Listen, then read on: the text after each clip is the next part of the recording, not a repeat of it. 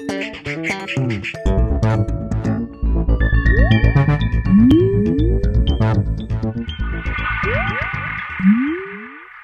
everyone, and welcome to The Vortex, where lies and falsehoods are trapped and exposed.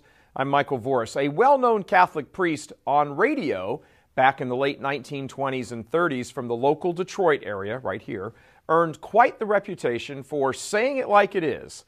Father Charles Coughlin, a Canadian born of Irish immigrant parents, came to the United States just about 2 miles up the road from our studios here at churchmilitant.tv. The radio priest went on the air following an attack on his parish by the KKK in 1926. One constant theme of his was, Christ did not intend his church to be a failure. That's quite a bold statement for him to make. Consider he made that from his broadcast studio at his parish in a heavily Protestant Detroit suburb in a heavily Protestant country to a heavily Protestant radio audience. But each week, close to 30 million people tuned into his show, his radio show.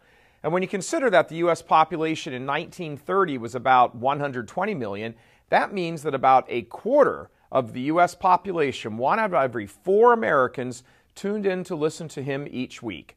Fast forward now, about 25 years, and you have the presence of Archbishop Fulton Sheen tearing up the television airwaves, repeatedly ranking #1 week after week. There was no denying or mistaking that Sheen was unabashedly Catholic. So, Catholic was Sheen, so Catholic was he that today he is venerable and on his way to sainthood. And as a quick aside, it was Bishop Sheen that we prayed to here for our new studio, and he delivered in spades. Now, fast forward to today. Where are the men like this in the clergy as far as announcing the truth of Catholicism? Unafraid, bold, clear, concise, easy to understand, no hesitation, no apologies. Today, there are too many wimpy presentations of not only the correctness but the superiority of Catholicism. This is because too many leaders in the church are unsteady about saying such a thing publicly.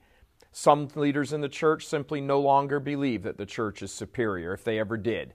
They do not have supernatural faith.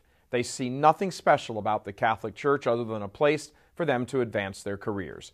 Others are afraid to make a flat-out call to conversion, saying very simply, hey, you non-Catholic, you need to become Catholic because this is the church that God established to get you to heaven. The reasons for their fears are multiple. They're bothered about hurting people's feelings. They're bothered about creating headaches by saying such things. They know they would get attacked, largely by Catholics, who have accepted the go-along, get-along attitude so dominant in the church these days, the false ecumenism. The list of reasons for not saying the truth is plainly and simply long, but also wrong. Our blessed Lord did not intend his church to be a failure, period.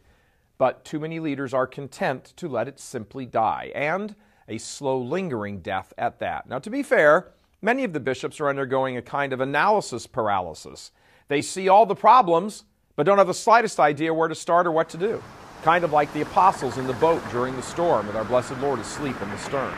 But they don't get to not act. They must. If they are required to die for the faith and the sheep, then they must die. But the bureaucracy, the budgets, the money, the numbers, the politics, the infighting within their own diocese, the competing agendas, many of which are evil, have left many of them frozen and unable to move, or at least in their minds they think they're unable to move. After Friday's Vortex, where we said many of the bishops who had allowed so much evil into the church on their watch, we received an email which said in part, quote, "The number of gay priests here is deplorable. We have actively gay priests who make little trips to New York each month with their partners. I have this firsthand from my dearest friend who is a DRE, Director of Religious Education, and soon to be pastoral associate in her parish this coming fall. She works close enough with her pastor to know him well enough. She has shared unthinkable information about this pastor's gay life, but what is worse is that over the course of 3 years, his philosophy has been able to undermine the devout and deep faith of my friend, who was once a holy and devout Catholic. Much to my surprise, this DRE informed me that she will soon be moving in with her boyfriend, who happens to be the cantor at the same parish. Yep, like in cohabitating. In a million years, my friend would never have committed such an atrocity. However, this gay pastor has managed to water down her faith and teach her that the only thing that matters is love. Close quote. This is one major reason why the church no longer produces media superstar clergy, because she is undermined from within. The only priests or clergy who get any media attention these days are the soft, watered-down types or the careerists, the ones who love the spotlight and who would never say anything that would offend anyone. They coddle dissent in the church instead of ending it.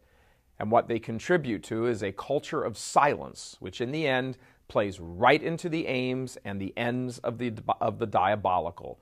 Christ did not intend his church to be a failure, but too many shepherds apparently missed that memo.